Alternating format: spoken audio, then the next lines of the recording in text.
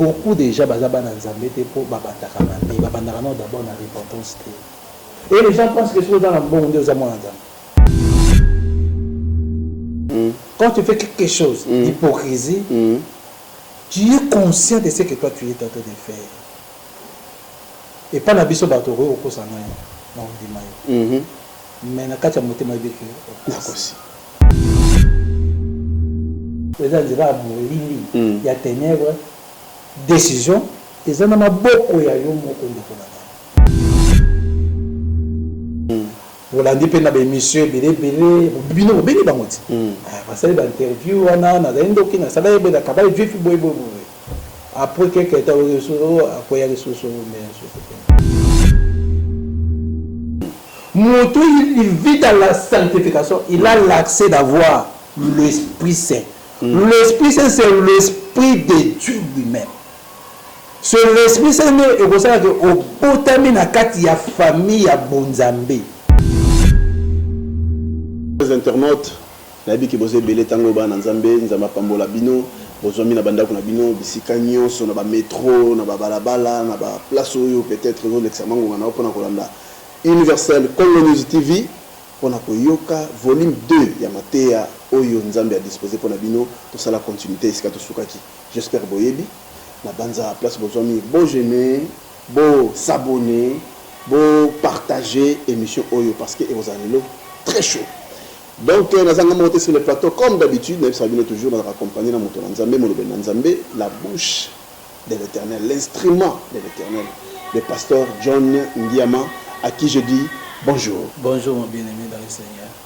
Le coup maison en colo, vraiment, aller tous ensemble. Nous pasteur John Ndiama. Une fois de plus, j'espère santé. Ça va, pasteur? Par la grâce de Dieu, tout est grâce. Merci beaucoup. Mais très chers internautes, j'espère que mon pasteur John Ndiama est bien disposé pour la bisogno solelo. Opportunité on a apprécié pour partager. Souvenez-vous, ici quand on qui l'autre fois dans l'émission passée, on a na place le baki que pour na kozala ko benga maman na nzambe, il faut passer par étape où il y a justification, sanctification, puis baptême esprit, il y a Saint-Esprit. Donc place où on a tout ça qui a ce que ça la leçon tout moi passage nini oyo mutu ko sala nini mutu ko passer par yango pour que abenga ma Solomon nzambe après avoir respecté formule au pesa ki biso qui brut na ligne que fungola ngoma moke po ba nzambe balanda ndenge nini yo Bienvenue dans le Seigneur, que Dieu te bénisse d'abord. Merci infiniment. Nzambe apambola programme oyo, les programmes oyo vraiment bénéfique pour na libota na nzambe na mokili mobimba. Amen. Les aïna pour la religion mon côté, mais aïna pour na bana nzambe ba comprendre, tout comprendre au juste qui est qu'est-ce que la volonté de Dieu na makambo etali kozala mwana na nzambe. Pour kozala mwana na nzambe lelo ekomi eloko moko lokola slogan. Naza mwana na nzambe pour naza na mbongo. Naza mwana na nzambe pour na voyager na kendaki Europe. Naza mwana na nzambe pour na zui visa. Naza mwana na nzambe pour na boye pour na boye pour na boye. Bloko n'a rien à voir kozala mwana na nzambe selon ndenge Bible elobi. Na lobaka na yambo eteke na mokili ezali na ba livre ebele ezali na babuku ebele mais buku oyo bachrétien nous croyons beaucoup bachrétien nzambe apesa bango ezali mapa ezali chemin ezali modèle ya ndenge nini tokoki koyebela kozala mwana na nzambe ya ndenge tokoyebela kokota na lola ya ndenge tokoyebela kotambola na kati ya mokili oyo ezali bobele biblia mpona biso bakristo. Il y a d'autres religions baza ba livre na ba je ne dis combien pas baza ba livre na ba mais nous croyons au ezali Bible ezali loba nzambe ezali schéma nzambe ezali mapa na poti obenga yango mapa ya nzambe mpona humanité. Alors motuna ezali ete eza motuna mo eza pertinente ndenge nini okoki kokoma mwana na nzambe. Dans la Bible il y a un homme au azalaki abengamaki docteur de la loi azalaki un pharisien renommé na Israël na ba réunion ba Sanhédrin na Israël azalaki participer. Donc il était un homme qui a une bonne réputation. Trop influent. Aïbaki la loi de Moïse, azalaki doué dans la religion judaïque. Il connaissait beaucoup de choses dans la religion judaïque. azalaki koyoka à distance ou na kuku ou na manière n'importe quelle manière mateya ya Yesu Christ ye a comprenaki mateya ya Yesu Christ que non c'est na kuta na mutu ana poma kamaza koteya ezo sa ondie mwa mbelinga ezo sa mwa mbelinga na vision na biso ya judaïsme na iloba o Moïse ayakina OK po bango ko vivre na lumière ya temps ya Moïse na loi ya Moïse na conduite ya Moïse zola na OK alors tant Yesu aye abami ko yebisa ba makambo bango bazo considérer que ezali ondire eza ko contredire mibeko ya Moïse eza ko contredire ba principe o Moïse atikela bango ko yeba ete ba principe wana mibeko wana utaki pa ya Jéhovah. Alors quand Christ est venu Nicodème a sali ba analyse na ye ndenge ko izo sa ba analyse na ndenge be ba analyse ka ba de ba sala ba analyse na bango. Alors Nicodème a na butu ko tu na Yesu Christ Seigneur biso to yebi to comprenant na ba gagner un so na kuku to yebi que yo zali un docteur venant de Dieu vous allez docteur o ba tu ba pesi yo commission te ezali bato ba pesi yo mandaté vous allez un docteur venant de Dieu. Nous comprenons, nous savons cela. Même na boye to budaka to boye ko to yebi que vous allez docteur venant de l'Éternel.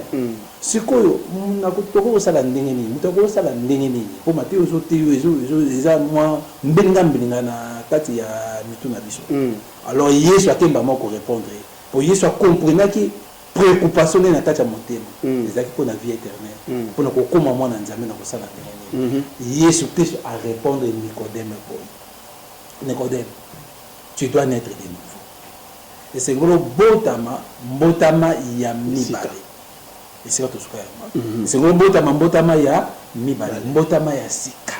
Nicodème a posé Yesu Christ une question et pour ça le mandé nga ya mobange na zo ngashune le maman nga Yesu a répondre la Bible Yesu a répondre Nicodème boy ce qui est né de l'esprit est esprit ce qui est né de la chair est chair ce qui est né de l'esprit est esprit ce qui est né de la chair est chair et nous la savons tous ceux qui sont nés de la femme sont nés à partir de la chair à partir de Ève notre ancienne notre maman Ève mais Ève signifie la mère des vivants tous ceux-là qui sont venus à partir de Ève ils sont voués à interdit ils sont voués à péché excommuniés dans la lignée ya race ya fils de Dieu alors volonté ya Nzambe lelo ezali mutu sengla botama siko mbotama mibale ou bien mbotama de l'esprit parce que Dieu est esprit nazo répéter Dieu est esprit mbotama Seigneur Nzambe sengla mbotama ya esprit siko mbotama ngo esprit ezalaka ndenge nini. C'est ça pasteur place wana j'espère bozo kende na ngai na bino tozolanda pasteur étape par étape. En tout cas pasteur excusez félicitations. Amen. Ozana moi ozana art ya pédagogie na kati ya mateya na yo. J'espère que bino pe botimbeli yango face à azote alors azope sa cour. Donc s'il faut bozala mo babika ko noter ma moins important moment yango. À part ça, il faut toujours aimer et il faut qu'on partage l'émission. Yo na nkuto s'abonner te profiter on s'abonner parce que makamba kitoko za bakoto na universel Congo News TV. Pasteur sikolobi wana sikoyo onga na tuna kaka ta lo ngendo ngena tuna la kayo elinga mamo komisa ngaka mamo rapidement place ngo po ça ya na yeba ka vérité ndenge bango pe basika bazala yeba vérité formule nini est-ce que ils ont un rituel moko fait salema pour mingi to mona batolo ba so pour benga mwana nzambe il faut que na ba baptême mai tubeli ba baptiser et voilà au changer ma option comme mwana nzambe. Est-ce que réellement ils ont formule wana to et là on fait ça na kati. Dans la Bible il y a une formule que Dieu nous a montré. Nzambe la question sur formule. Il y a nini étape nini benga étape de la grâce étape nini pour na muta comme mwana nzambe. Na lobaka était ce qui est né de la chair est chair. Ce qui est né de l'esprit est esprit.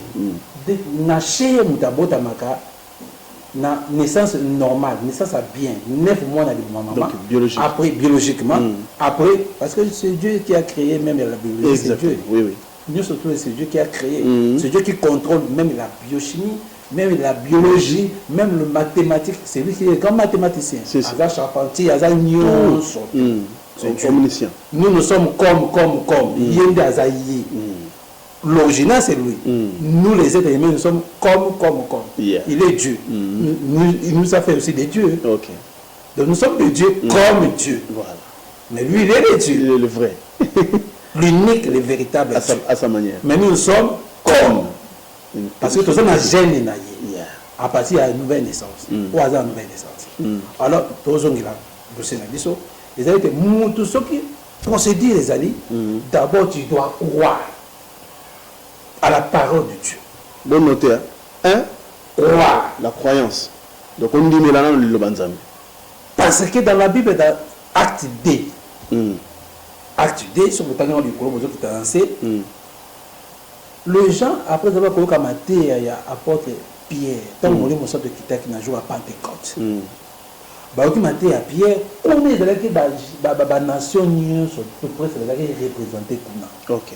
ezalaki na baafricain bazalaki ezalaki na baasiatique ezalaki na baeuropéen banation nyonso bazalaki ntango molimo soki ekitaki na jour ya Pentecôte bolandanga bien kokoma mwana nzambe ndenge ntango Pierre ateyi bango na Bible alakisi bango ete acte bango basalaki wana ya koboya Yesu Christ parce qu'ils ont dit makilani ekola pe na bana na biso ils ont refusé catégoriquement de Jésus-Christ.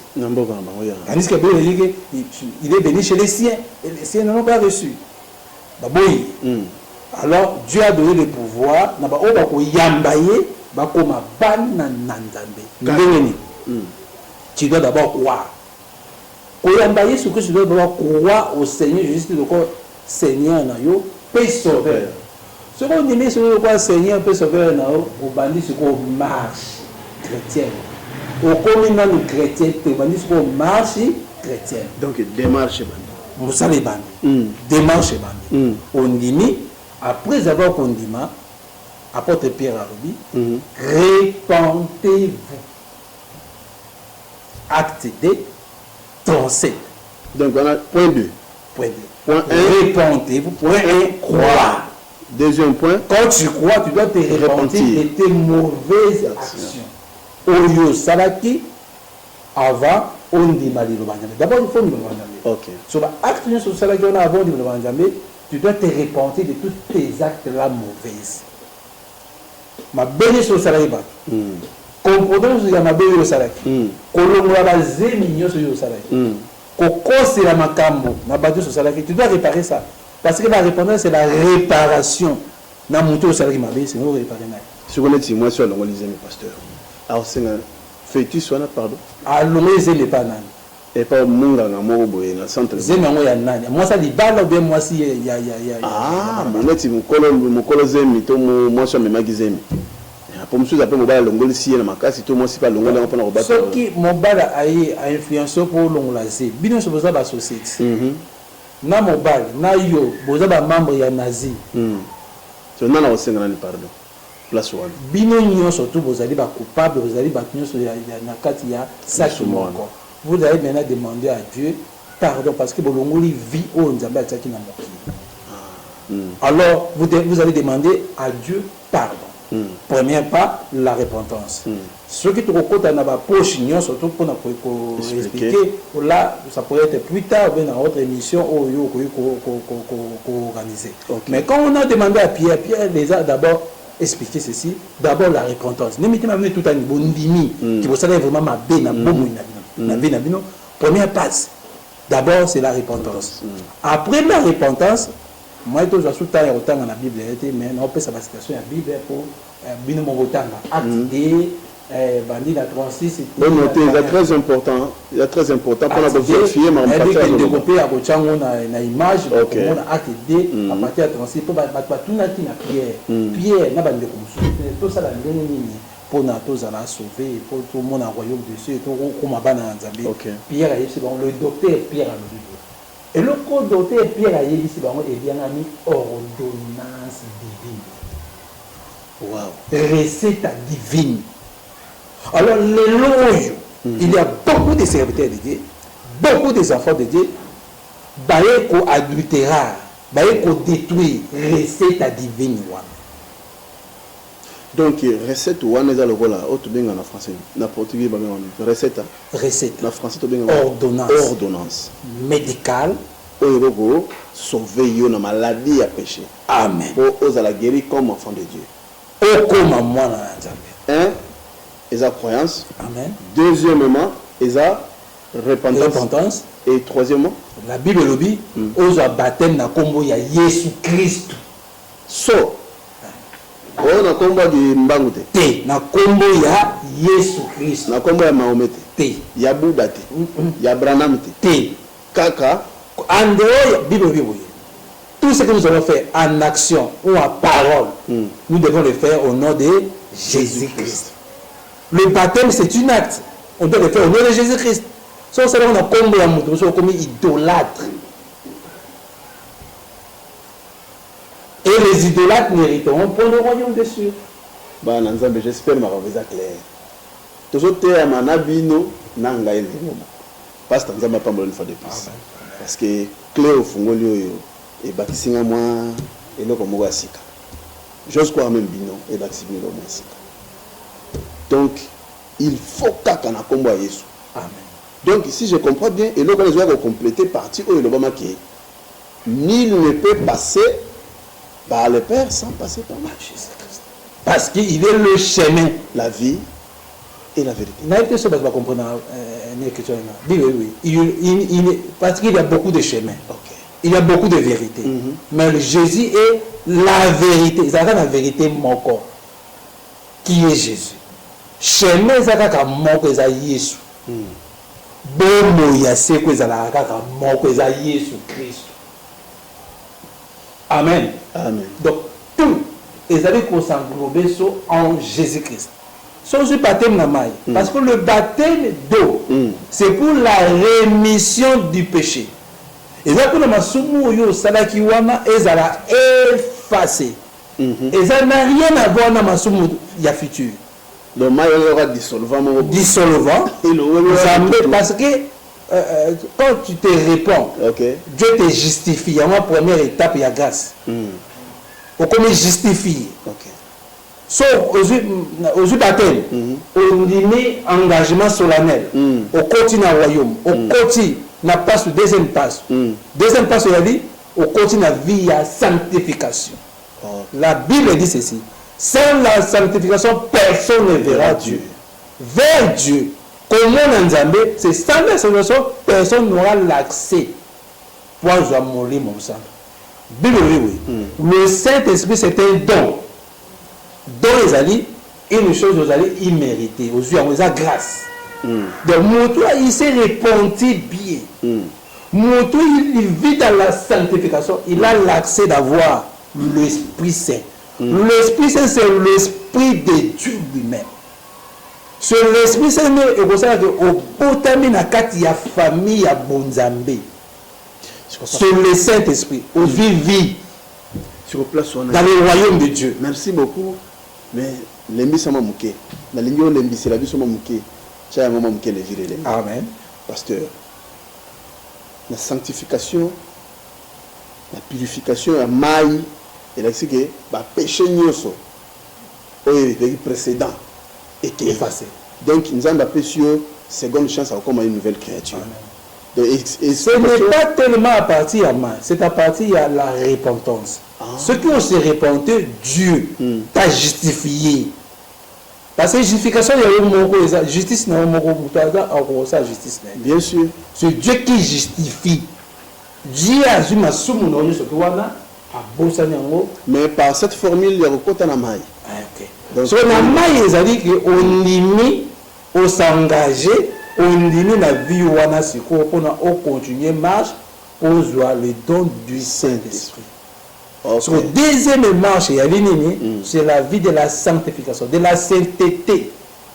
Et comment la sainteté, ce qu'on dit, c'est que sur la marche, il y a Bonzamé. La marche à Bonzamé, tu commences à observer le principe de la parole de Dieu. Tu commences à vivre le principe de la parole de Dieu. Tu commences à faire tout ce que Dieu veut que tu puisses faire. Donc autant de la alors nous avons mona donc courage volonté na yo tant nous avons mona parce que c'est un don. Un don il faut mériter don wana. Tant nous avons mona pas na yo vis-à-vis nous na le banzambe engagement vis-à-vis le banzambe comment la Bible dit ceci le royaume de Dieu appartient aux violents. Violence, tu dois travailler pour ton propre salut. Tu dois d'abord travailler. C'est perfectionner. Si. Tu dois d'abord travailler. Donc observer la loi sur quoi. Par principe, ignorant ce où Jésus Christ a dit. Ne fais pas ceci, ne le fais pas. Ne fais pas ceci. Si tu tombes, tu dois faire ceci pour le réparer. Là où toi tu avais tombé. Il y a des principes bibliques. Donc, voilà ti wana za na passeport de mwana ndami kokoma mwana mwana ndami soko ozu mulimo mosantu. Et quand est-ce que yoka na expliquer pour comprendre mais jusqu'à là non on peut comprendre un super ça comment naissance naturelle typifie la naissance spirituelle. Il ça ce qui est né de la chair est chair, ce qui est né de l'esprit est l'esprit. De la chair il a avant moi na botama il y a trois choses et ça la marandi ba que moi na botami. D'ailleurs ngai personnellement je ne crois pas dans le langage de batolaka mort né na mon ango za désordre mort né parce que naissance signifie vie, tu vis, naître signifie tu vis. N'est-ce pas comprendre? OK. Ba benga ngo fausse couche. Mais mort n'était. Parce que naissance, c'est allusion, automatiquement, tu es né. Moi, naturel, nali pour ma maman bimaka, et l'autre aussi bimaka, ezalaka, maï. Bon, c'est maï, panzani, maï dimi, après makila. Après makila, muscle là et bimi. Donc, muscle et bimi, moi, n'a vie awa. Bilolobi, Dieu souffre. Mais jamais ça qui Adam. Après il y a quand même après souffler. Tant que souffler puis le dit que Adam est devenu une âme vivante. On a naissance naturelle. Je sais ce qui est né de l'esprit et esprit. La naissance spirituelle d'abord, c'est la justification. Dieu doit te justifier. Tu dois te repentir. En fait que Dieu te justifie. Après tu entres dans la vie de la sainteté, de la sanctification. Beaucoup de gens pensent que la vie de sanctification doit être mon sainteté. OK. Mon sainteté c'est au botami siko na royaume ya Nzambe. Donc au botami na royaume ya Nzambe ba botama ka bébé. Bi yango apporte pour la béni ba bébé spirituel. Au bandi ko kolande na royaume. Ba kola na royaume ya Bonzambe. Ba botama ka mwana.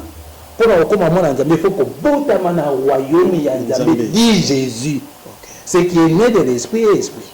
Merci. Donc, botami wana, ndé okomi mwana Nzambe obandisi ko komata na ba vertu, la foi, la tempérance, la vertu, la piété, qui bon Nzambe piété qui bon Nzambe. Mais d'abord il faut botama la famille, il y a Yesu. Pose avec qui bon Nzambe d'abord il faut botama. Donc il y a masuma ko se débarrasser. Total, c'est la séparation totale avec l'incrédulité. Masuma c'est l'incrédulité. C'est la séparation totale avec l'incrédulité. Toi tu pêches, moi je ne pêche pas parce que je n'ai pas l'incrédulité. Le péché c'est l'incrédulité, la désobéissance à la parole de Dieu. Quand tu t'obéis à la parole de Dieu, tu deviens incrédule. C'est ça l'incrédulité. Alors quand Christ te manifeste à toi, tu refuses, tu es incrédule. Carrément. Tu es un pécheur, tu y es péché. Tu n'hériteras pas le royaume de Dieu. Donc toi, il n'y a pas. Mais tout ce que tout à l'heure, là, tu dois te repentir. Tu dois te repentir. Dénoncer et renoncer, arrêter. Et on commet une nouvelle marche, une nouvelle naissance, une nouvelle marche, un nouvel monde, ancien monde. Bon, ben, nous, à Kalana, il ne faut pas pouvoir. Il faut pouvoir. Ça, les habitudes, on a comme la massacre. Kolanda basi ndumba ko fréquenter ba boîte de nuit ko basa kolanda basa ndumba papa ko yiba ko finga ezango les sumote oh parce ezango ba tribu à les sum OK sont les sum en vampire les sum c'est incrédulité le madame parce que tu ne crois pas ce que Dieu dit Et tu fais ce que tu veux faire. Donc, grand péché, c'est qu'on a maté ma casse. Incrédulité à la parole de Dieu. La désobéissance à la parole de Dieu, c'est ça le péché. Oyiba, kofinga, kotonga, kolongola zemi. Les allées incrédulité, on limite, au boyi, maloboyi, ça veut dire que kolongola zemi, tu yolongola zemi. Kobo, maté, au boyi. Pour moi, ce soit l'ongolé zemi, moi, ce soit a influencé moi, ça l'ongolé zemi, il l'a tué. Alors la Bible dit, ne déverse pas le sang de ton prochain. Que tu as tué, tu dois répondre un jour. Ah, tu dois répondre. Pasteur. Tu dois répondre. Mais tu dois te repentir à Dieu sincèrement. Parce qu'il y a des gens qui ne se répondent pas. Okay.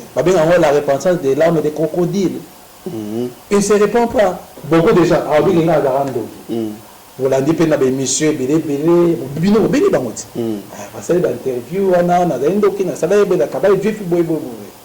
après quelques temps, la repentance n'était pas sincère. Une repentance sincère, et ça dans l'âme des crocodiles. La Bible dit qu'il faut tout amener motema no bo santé na keno et loko nga za ko sala wana eza loko moko ya mabe. Là tu te beaucoup de gens bazaba na nzambe te pour babandaka mabe babandaka na d'abord na repentance te. Et les gens pensent que c'est dans la bonne Dieu za mwana nzambe. D'ailleurs dans l'église nzambe salela ye abala te ala ko za nzambe.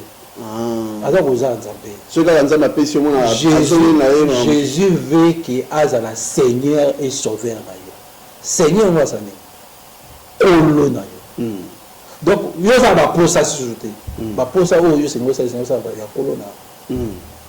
Donc, cherchez premièrement le royaume de Dieu. Et le reste. En tout cas, la base de la biso bateti. La Bible biso y compris ngamo. Pour le global oyo et tout ce kangai mon côté tout bate belé oyo ba jeune na biso bazo ya lelo. Ba petit biso ba boto na ba l'an 2000, ba petit soit 1998. O bazana na posa mokili makasi eza malamu mingi kokaba jeunesse na yo na nkolo okola ti kuna kokoma papa na kati ya nkolo. J'espère que vous allez sauver yo mo temena bana yo na bana bana mais soko pesi jeunesse na yo nyonso na mokili oyo boza ko accumuler kaka ba lourde charge peut-être lobby et ko kata kato pe nombre de vie et ko réduire pe nombre ba chance na yo lobby na ko papa no komi malheureux. Yo jeune fille tout ça là ngai ngana madame ngana na kano ngana barbara ngana la patronne ngana bota na Afrique tout ozolongola sache-le que devant Nzambe en tout cas aux gens ba compte à rendre bien aux Nzambe les ya qui frappe ce qui toucher mutema na yo j'ose croire que na kota sur na opesa numéro pasteur John pour kolanda ta ndenge WhatsApp pour ko mater à long et à large na profondeur aux à la sanctifier au lukerenga Nzambe au nyos to mona mukiliza nango pamba ne se pamba peine se pété. Cherchez premièrement le royaume des cieux et les restes des choses vous seront données par-dessus. Mais je vais dire une chose. Oui, pasteur. La chose que je veux dire c'est ceci. Dans l'homme ne peut pas mentir sa conscience ni mentir à Dieu. Il y a des choses que l'homme a conscient en moi, c'est sa propre conscience et à Dieu. À Dieu, quand tu mens, quand tu fais quelque chose d'hypocrisie, tu es conscient de ce que toi tu es en train de faire. Et pas la biso batoro au cours non mais na kacha motema beke et Dieu sonde les reins et les cœurs. Alors pour la hypocrisie comme Dieu sonde l'intérieur de l'homme pour na kolongola eloko wana l'homme doit se repentir.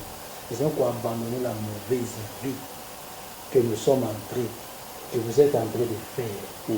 Le mauvais comportement, le lengue à ma vie, le lengue à ma vie. La promesse à Nzambe a péci. Ils allaient pour na yope. Ils allaient pour na batunion surtout na mokimo. Oh il a conduit. Faut bien pécer condition. À celui qui croit. Condition à la seconde. Seconde na yote la connaissance Bible.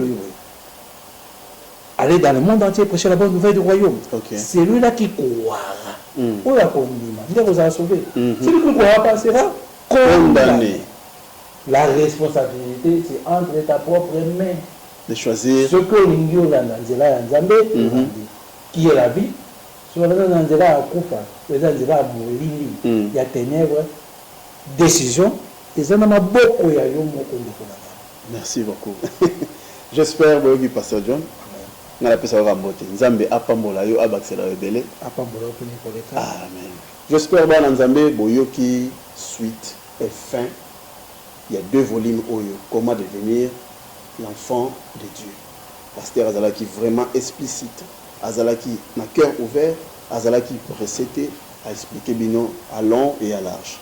Malgré que le temps n'est pas toujours notre allié, on court derrière le temps c'est le temps. J'espère prochainement, pasteur, promettre biso, prochainement, tout le de la Syrie et ça la compensation, et ça la cohérence, il y a compréhension de Mitoba Nanzambi. À tout le monde, se repentir, comment devenir fils de Dieu. Prochainement, on promettre ce thème. C'est tout côté à faire pour la repentance. Pour la repentance, c'est un thème où ils allaient. Premier des thèmes que Jésus-Christ avait prêché. Ok. Première mission d'ailleurs à la repentance. Si 100% du ministère est surtout il a parlé beaucoup sur la repentance et sur la guérison. Merci donc, beaucoup. C'est un mots primordial, les mots le lot témoin très sensible. Et autres thèmes parce que aucune église c'est comme au Songolo la témoin au moins on insiste sur ces thèmes là tu n'auras pas de gens. Il y a solo pasteur. Il y a solo.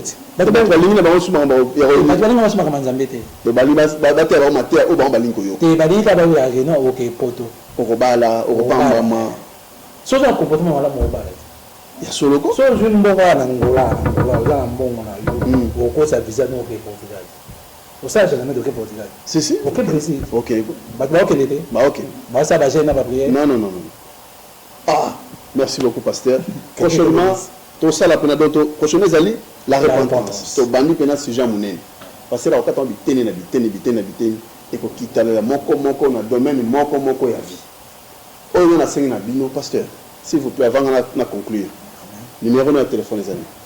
Non, on a un téléphone, les amis, plus 244 okay. 946 84 55 et 92. Enfin, pourquoi répéter sur le plus 900 plus 244 okay. 84 55 92. L'église c'est le Père du Roi Tabernacle. Il y a na Congo, il y a Chikala, précisément dans le municipio il y a Ingombota Awana Rwanda. D'ailleurs, nous avons 4 églises pour nous téya bandeko, pour nous bandeko, nzela ya nzambe. Ok. Merci beaucoup, pasteur. J'espère que vous avez coordonné si vous notez bien. Mais numéro là, j'espère que vous avez WhatsApp. Hein? Numéro là, WhatsApp, si on peut pasteur John personnellement, on te donne un inbox en huis clos, au commélie dans WhatsApp, à Royanolayo. Poser la question sur l'ingé, Azali prêt, parce que pasteur John Azali collaborateur en Abisso, Azali papa à chaîne Oyo. À cause de Abisso, ti soukate. Le bac et papa a voyagé à Kenosala Moussala Nzami Mboka Moussous. Aussi longtemps que Azali Mboko Tozali Naye, on a pour nous Bozapena Kimia. Donc, pour nous, en tout cas, là, ça déjà Botika Malamu, bon s'abonner et surtout sous ça, bon s'abonner ma casse, pour partager, bon aimer vidéo. Pour ça, on est la radio Moroté, pour les égoïstes, Kabona Nabanina. Aux yeux, on a offert, que ça peut offrir. Nzambe apambola bino, apambola mabota na bino, ngaya bino. Les profs, Maître Bouba, je vous aime beaucoup. La suite au prochain numéro.